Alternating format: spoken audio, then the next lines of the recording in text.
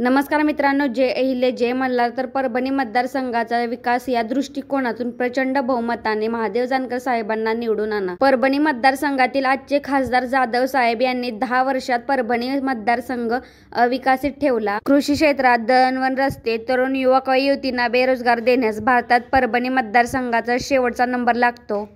परभणी मतदारसंघाचा सर्वांगीण विकास होण्यासाठी महादेव जानकर साहेबांना यांना परभणी मतदान संघातील दलित समाज, मुस्लिम समाज, मराठा समाज, धनगर समाज, माळी समाज व इतर सर्व छोटे छोटे जाती समूहातील व धर्मातील सर्व मतदारसंघातील शिट्टी या चिन्हावर मतदान करून महादेव जानकर साहेबांना बहुमताने विजयी करा. शासन व प्रशासनामध्ये अनुभवी नेतृत्व व विकास दृष्टिकोन व कामाची जिद्द, भारतातील सर्व वरिष्ठ नेत्यांची संपर्क या अनुभवातून महादेव जानकर साहेब परभणीचा निश्चित विकास करणार.